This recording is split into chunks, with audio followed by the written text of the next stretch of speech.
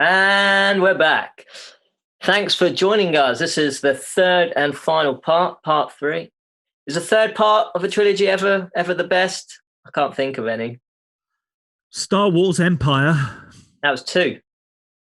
Jedi. No, Jedi. Apologies. Yes, Jedi. Is it the best one? No, but there's Gold Lame, so it's the Lord giveth and the Lord. Basically, if you've seen part 1 or 2, then you probably don't need to watch this, but you might want to. Sometimes they pick up space with budget, don't they? But the stories coming to an end. So if you take some of the Lord of the Rings, with the success of the last 2, sometimes they can chuck a bit more money in if they're not already filmed. But it can be it concludes the story, but it can be a letdown, can't it? If it's an actual trilogy, as opposed to leaving it 10 years between each film, like the Godfather stuff. I mean, this is a proper trilogy. This is a real one. This is the real one. So if you haven't been watching, I'm Clive Bissell, aka Oliver Stone. I'm still here. I've got my tiny chair that's broke. I'm joined by Benjamin Wood and Andrew Duke of Ben Wood and the Bad Ideas. Last year in 2020, they decided to release 12 tracks, 12 singles in 12 months. So we're just talking a bit about that, really. You guys got your tea? You topped up? Topped up. Indeed. We are good. Cool. I'm on the Rubus. What are you guys drinking? I'm on a Williams English breakfast. I've got Earl Grey. Oh, nice. The risk of sounding really, really English. Right. I approve. Let's get back to business. October. One Day I'll Say It. One Day I'll Say It is a track that has a history in that it had been performed by a previous band, but the version that we do is a total and utter reinvention. It's the one where I think from a production perspective, it became a case of wanting to push Benny Woo Woo's vocals as much as possible, and to have him require the needs for some kind of a vice and or a pair of pliers to really hit them high notes, which he did effortlessly.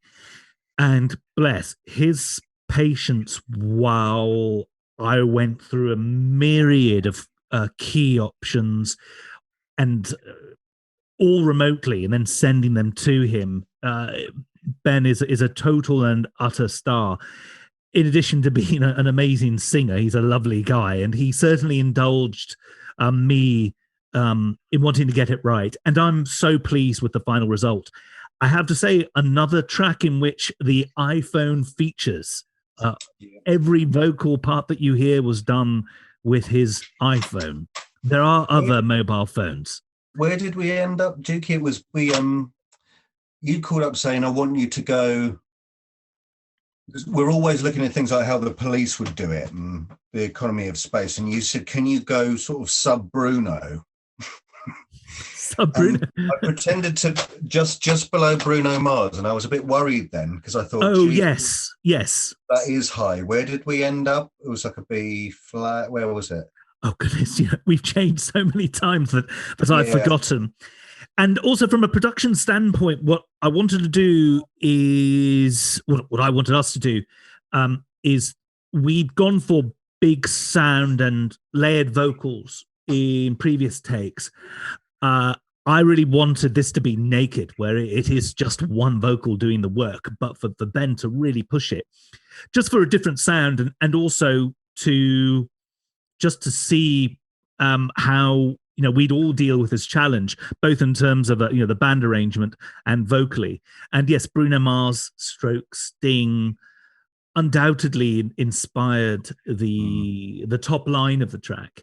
And also, we were working in isolation at this particular stage, and there was a certain freedom to that where, I certainly felt no fear about what we would throw at it. So, it starts with kind of strings and flute samples, and, it's very much a case of let's go big and let's go dynamic. And I'm so pleased with how it turned out. I think Ben's vocal performance with all the tracks is amazing, and this one just took it to another level. And it meant that sound-wise, we were doing something different.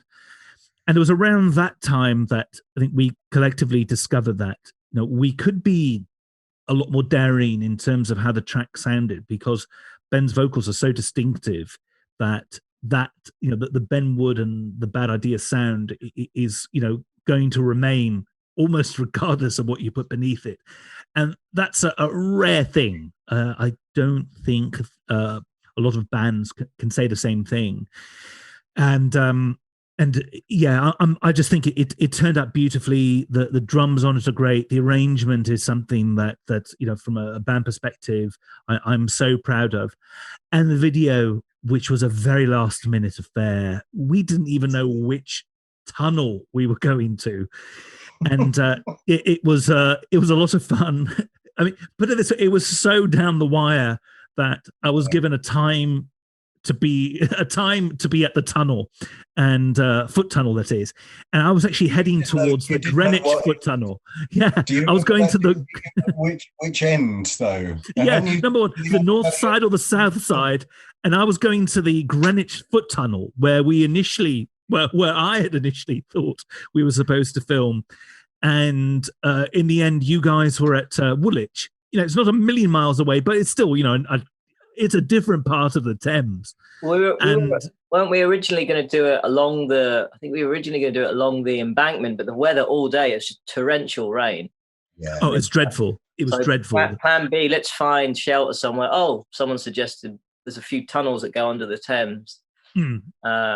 Also the fact that because we were in the middle of a pandemic, the fact that the tunnels were likely to, and the weather was so bad, we were mindful that the tunnels wouldn't be filled with loads of people, and that they'd be a dry place for us to film and a safe place. And Woolwich Tunnel certainly delivered on that. Yeah, I remember Paul came down quite last minute. It was Halloween. I think the song was actually released on Halloween I can't remember. I think we filmed it and it was released like 6 days later. So Paul worked really quick. Yeah, it was October 31st. October 31st, and Paul did an absolute blinder with that one as well. He's such a genius with. We wanted to do something a little bit Halloween-esque for the video, but we didn't want to lean too much into the seasons, if you remember, and it was the same throughout any of the big landmarks like Christmas and the rest of it. But yeah, that one seemed to work. And again, the idea for the street vendor played by yourself, Welshie, and the copper masterfully played by the Duke. All of that stuff came really late, and we're scrambling around trying to find props and things like that, and then just press record and go for it. There's a lot of ad lib going on, and it's really interesting to see some of the shows I like to watch, and say on some of your Netflix stuff, how much of that they just press play and they'll throw the scripts away, and you can see how fluid a lot of it is, because we hadn't storyboarded it. We didn't know what we were going to get out of the others. We had a rough idea of what it looks like at the other end of the tunnel when we came up the bus bit, but you don't know till you're up there and you're on the clock. So we just went for it, and I think there's a wonderful fluidity to that in the vid. And it was an old song that Dookie had written a long time ago that they did a more stripped down version. This version is a lot more bigger and better, I think. A lot slower. Took me a while. Sorry, Rush. Yeah, we had a go at it years ago. We had a go. I cut it on the vocal on top of the arrangement that you played drums on originally, and it was a lot faster. I really liked it like that. And the Duke was like, no, it's too fast. So in the end, who drummed on the original version? It was a band of yours called Buck Brothers that I joined towards the end. There's a lovely person named Jack who played drums on that particular track, if memory serves. And it's that the original version, which was put out by another band called Buck Brothers, is a very different creature, but the essence of the song is there. The intent is there, but I think when we reinvented it and rebooted it, it took it to a whole new level. And I love the video. We really turned up to Woolwich not even being sure exactly where the tunnel was and what it would be like, and with only the idea that there would be an American werewolf and London style reveal at the end to frame it all. And when I look at it now, it seems as though we'd thought it through quite a bit, because you've got all sorts of subplots. The relationship between the very judgmental copper and Mr. Clive Bissell's charity fundraiser is an interesting thing. It's weirdly, even though there's no sort of dialogue in it, I've had friends who quote what they see me saying to Welshie in the lift: settle down, to me, which is quite a lovely thing, the fact that people kind of look out for dialogue in it. And I think Ben's performance, particularly at the beginning, when he's just missed the Woolwich Ferry, holding those really sad supermarket flowers, it's just great, because in a way he's portraying Jeffrey on a song that predates Jeffrey, this kind of sad person that wants to say whatever it is to his this woman that's found a way to cross the river prior to faster than he was. But I love how it was kind of like they were putting up the image of, because it was we hadn't filmed outside much at night for any of the vids, and I suppose when we got round to the entrance of the tunnel, there's the Woolwich Ferry, there's so many beautiful bright lights, and we thought we've got to get a shot of that. But it's just funny to have this sort of Titanic-esque sort of waving off at Southampton or Liverpool, or the long lost lovers shipped off to the Americas, when really, I could have just driven down to Tilbury, where lover is going to be. There's this kind of like unrequited love that never was, and that'll be it. When it's the Woolwich foot tunnel. It hasn't gone far. I could have just gotten an Uber and caught her at the other side. Indeed. Let alone dillying and dallying. That's the secret of the camera. Hollywood. November, another single, another video, another lockdown. Bombing Along. Wow, Bombing Along. Again, a tune we'd had a few years ago that we had gigged a few times, and with yourself, Welshie. It was something we used to open with, but it was never quite there. We knew it could be a really big, epic rock tune with nice space in the verses, and we'd been working on it for a while, but we said it's now or never. If you want to do it for the 12, you've got to get to work, which we did. I'm absolutely delighted with Bombing. I think it sounds great. There's a lot of counterpoint and pushes and pulls. The guitar works great. The drumming's great. And it's a bit of a statement of intent, because we were kind of winding down a little bit. One Day, Crash is quite You're the Crash I Needed is a sort of reflective number. Same with One Day I'll Say It, they're slower. And we had a vague idea of what we wanted to do to close. So I wanted to do one more rock and roll number, and that's it. Again, went right down to the wire. In regards to recording parts and vocal parts, and again we had to film the vid out here in the wilds of Essex and London via a borrowed GoPro. That was problematic. Lockdown had another one came. You could tell it was coming. I mean, when we did One Day I'll Say It in October, the kind of rules were tightening again. It was like, oh, here we go. But one factoid about the One Day I'll Say It video, I know we're talking about Bombing Along, but it's a factoid that I really like, and I think it needs to be said, is that around the time that we were filming the reveal, when Ben is morphing into the werewolf, an innocent commuter walked past and just saw Ben crouching against the lamppost, straining away and screaming, unaware that he was being filmed by Paul. I was straining, Dukey. Yeah, which you see in the video, it's quite a painful expression you have, and this poor woman just saw Ben kind of screaming into the night sky, and just herself shouted out, "Fuck this year." it's as though kind of Ben's reaction was some sort of a byproduct of the whole pandemic from March until October.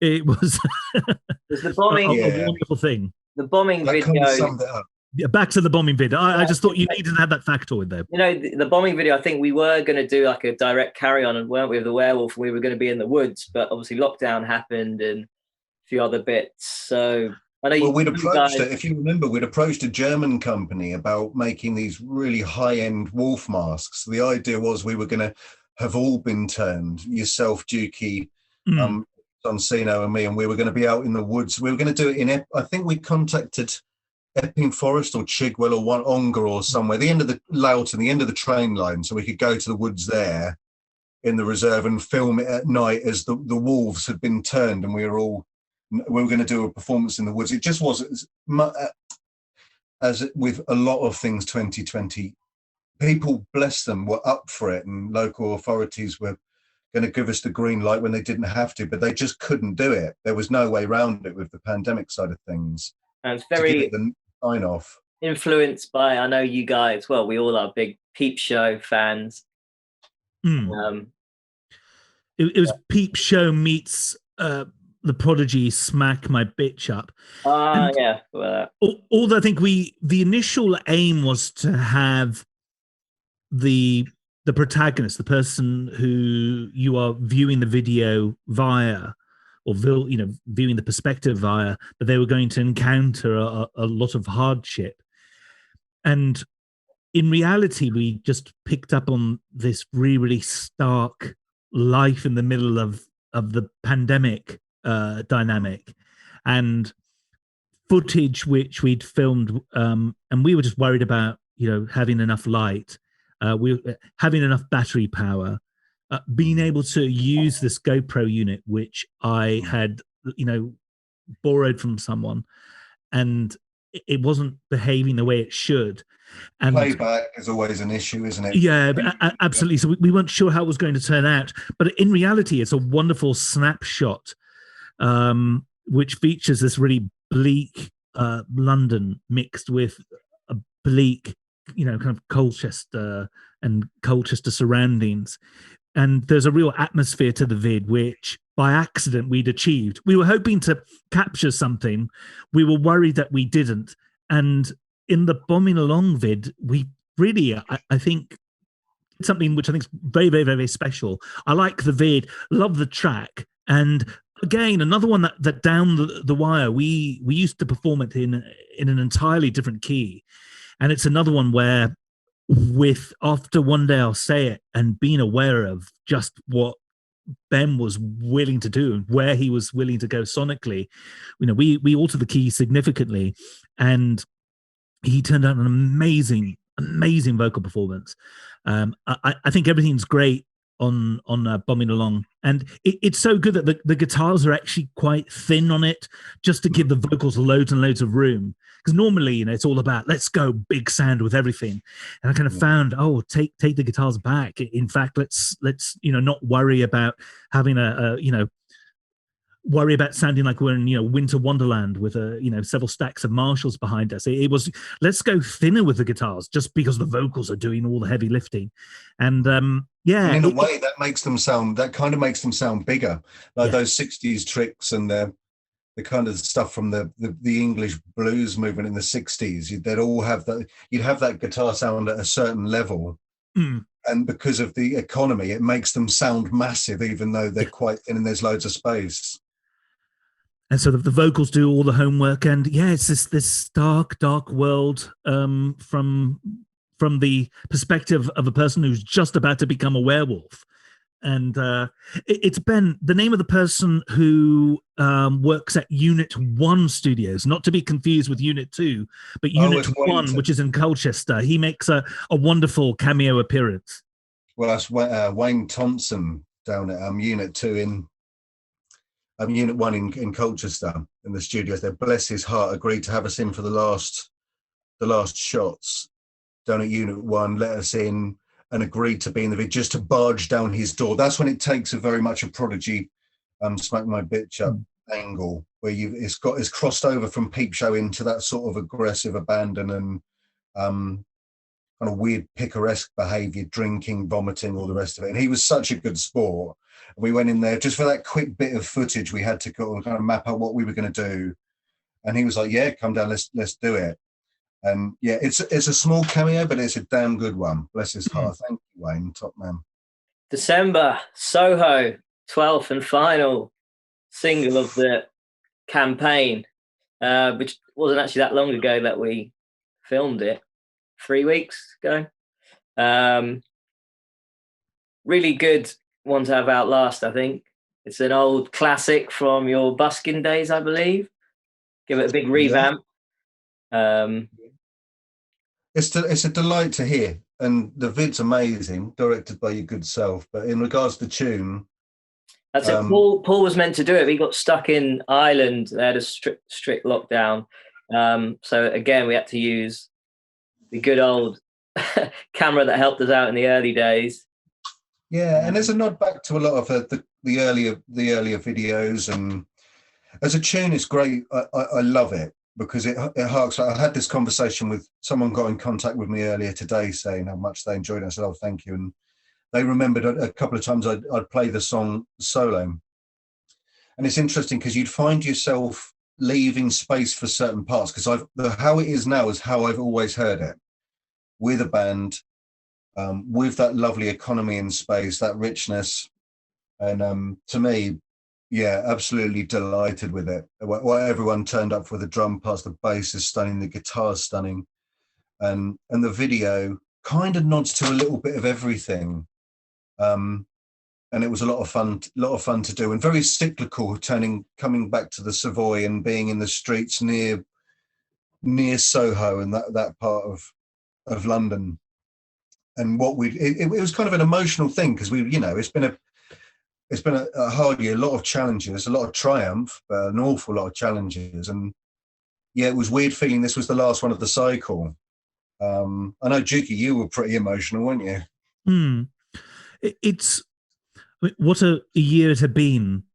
It's strange, but just looking at the Cora video, or thinking about the Cora video when we were filming the Soho vid in December, it felt a combination between yesterday and 10 years previous.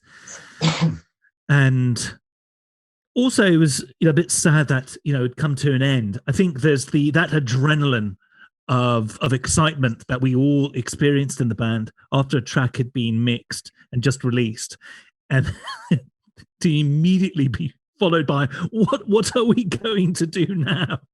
And then after finishing that, what video are we going to do? Yeah. And I knew that we would miss that.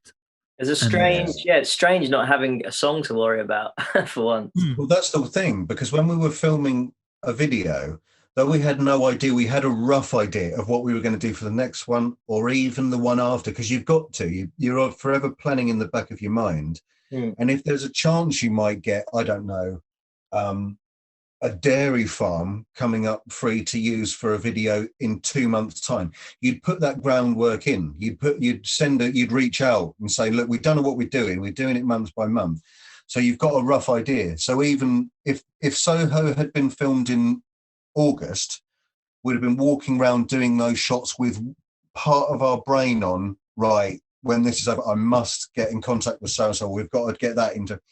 Whereas we were totally free to just be 100% in the moment, because though it's still in the cycle of being promoted and it's out there, we didn't have to straight away, the very next day, get on to the next one. And that was such a weird feeling after, as I say, when I suppose talking about it November 2019, winking at it sort of June 2019, having not done anything. And then all of a sudden you were like, well, we're not, obviously we're carrying on doing the rest of and different things we've got to do as a band, but in regards to that cycle of having to deliver every month for a year and put something out regardless of how far along you got with it, that pressure is something we became very friendly with, good bedfellows with.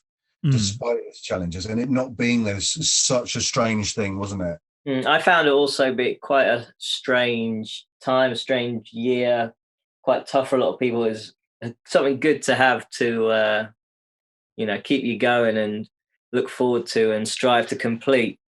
So one of the things I'll always remember when people talk about 2020, those 12 bloody songs.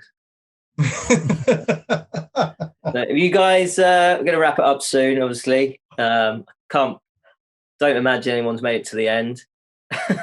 Maybe, we'll never know. You guys got a favourite song or video in the campaign? I'd say No Substitute. Weirdly, because it's not my favourite video. Right now, we've had this discussion before, myself and the Duke, about which is your favourite tune, and it tends to be the one we've most recently worked on, because that's the one that takes up our mind. And I'd say that No Sub as a video isn't my favourite video, and it's probably not my favourite tune at this stage, but it is my favourite because that's the point when everything started. Something took over the 12 months, and you can see that captured. And it's the way the A team was all working together, all hands on deck. That's the special one for me to look back at. They're all fantastic, but that's the one where I'm thinking, we were cooking there. We were getting into a sort of phase 2. So I'd say No Sub for that particular reason, that particular video.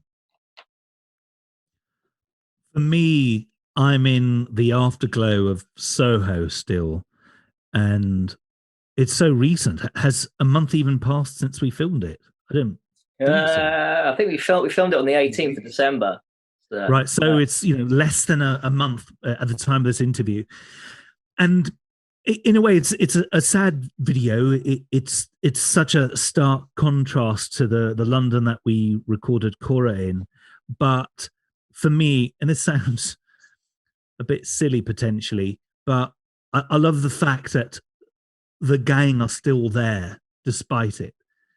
Ed's there.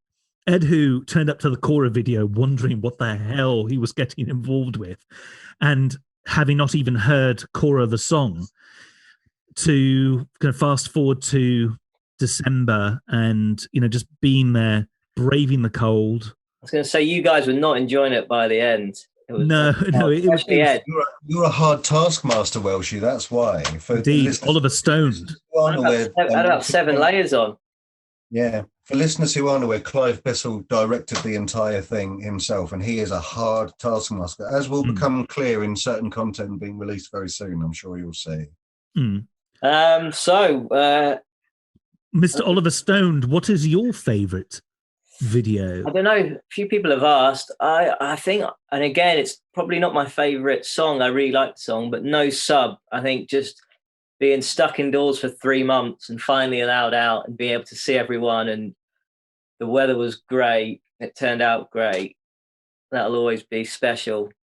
But I mean, they're all. I mean, I really like One Day. I'll say it. The video I think looks really good. The nighttime, the boat, and the tunnel, the silly ending. I like them all for different reasons, really. They're all very different. That's the beauty of it. Yeah, and there's something you love about each one and dislike about each one. Dare I say? We haven't had enough time to live with it. But I mean, Soho is stunning, and again, we're living right in that moment of it now. As you say, it's dazzling with the lights, wonderful. But I need to live with them a little bit more. It's not been long, has it? So what's next on the agenda? I mean, another 12 wouldn't be good for anyone's health, I don't think, this year. Anything you want to plug, or any news, what's to come, or are we just sitting tight, see what happens? It's going to be an interesting few months, I think. We've got a few things in the pipeline. Naturally, the first question was, do we carry on with the 12? That was despite our wanting to go down to the wire. That might not be an option just at the moment, but there's certainly nothing to stop us doing that because we're a well-oiled machine. We know we're going back into the studio. We've got work to do. We're too busy in regards being a machine to not do anything. To drop it would leave such a hole in what we were doing as people. There's no way we'd stop on any of it, and we need to stay busy. I think we've enjoyed this particular period to look back over it because we haven't had a chance to at any point since November 2019. There's a few different people we're hoping to be working with this year that we're still finalising.